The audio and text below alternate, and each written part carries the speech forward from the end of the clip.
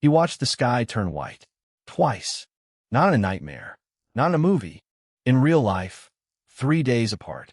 This is the true story of the only man officially recognized for surviving 2 atomic bombs. His name was Tsutomu Yamaguchi, and in August 1945, he was just an engineer trying to get home. It was supposed to be a routine business trip. Yamaguchi worked for Mitsubishi, designing oil tankers. That summer, he was sent to Hiroshima for a 3-month assignment. On August 6th, his work there was finally finished. He packed his things. He was going home to Nagasaki. That morning, he walked toward the shipyard to say goodbye to a colleague. It was 8:15 a.m. The sky was clear. Then he heard the drone of a single aircraft overhead. He looked up. He saw 2 small parachutes drift down. And then, the sky exploded into white light. The Enola Gay had just dropped little boy over Hiroshima. Yamaguchi was less than 2 miles from the epicenter. The blast wave hit him like a wall of fire. He was thrown into a nearby potato field. His eardrums ruptured.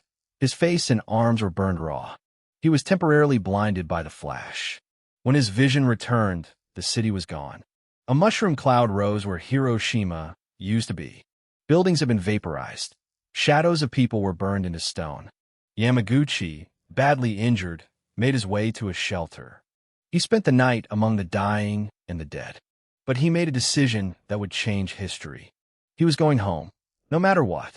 The next morning, he found 2 co-workers who had also survived. Together, they walked through the ashes of the city. They crossed a river choked with bodies. They eventually reached a train station still partially standing. Somehow, a train was running. Yamaguchi boarded it. Burned, bleeding, and deaf in one ear, he traveled all night. On August 8th, he finally arrived home. In Nagasaki, his family barely recognized him. His skin was blistered. His clothes were in shreds. But he was alive, and he had a warning to give. The next morning, badly injured, he still reported to work. He walked in the Mitsubishi office and told his boss everything. He described a single bomb that destroyed an entire city. His boss did not believe him. One bomb, his boss said, cannot destroy a whole city. At that exact moment, 11:02 a.m., the room filled with white light. The second bomb, Fat Man, had just detonated over Nagasaki. Yamaguchi had survived the blast radius once already. Now, impossibly, he was inside a second one. The same white flash, the same deafening roar. The building around him collapsed under the shockwave. His bandages, still fresh from Hiroshima, were torn off by the blast.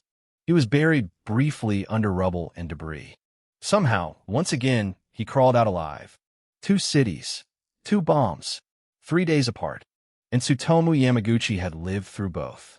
He rushed home once more, terrified for his family. His wife and infant son had survived, sheltered in a tunnel. For days afterward, Yamaguchi drifted in and out of consciousness. Radiation sickness set in. His hair began to fall out. His wounds refused to heal properly. Doctors expected him to die within days. But against every possible odd, he didn't. Yamaguchi slowly recovered, scarred but alive. For decades afterward, he rarely spoke about what happened. He returned to a quiet life, raising his children in the shadow of it all. But the radiation had left permanent damage inside him. He battled illness for years, cataracts, ulcers, cancer, and yet he lived on, decade after decade. In his later years, Yamaguchi finally began to speak. He wrote a memoir. He gave lectures. He testified before the UN. He wasn't seeking sympathy. He had one message. Nuclear weapons should never exist and never be used again. In 2009, the Japanese government made it official. Tsutomu Yamaguchi was formally recognized as a Niju Hibakusha, a double-exposed survivor, the only person ever certified for both bombings. He passed away in 2010 at the age of 93, 65 years after the day the sky turned white twice. Most people wouldn't have survived one atomic bomb. Yamaguchi survived 2 and still chose to speak, not hide. His story isn't really about luck. It's about what one man decided to do with an impossible survival. He turned unimaginable horror into a warning for the entire world. So the next time you think your bad day is unbearable, remember the man who walked through 2 atomic blasts and still chose hope. If this story shook you the way it shook me, hit subscribe, because history's most unbelievable survivors are just getting started.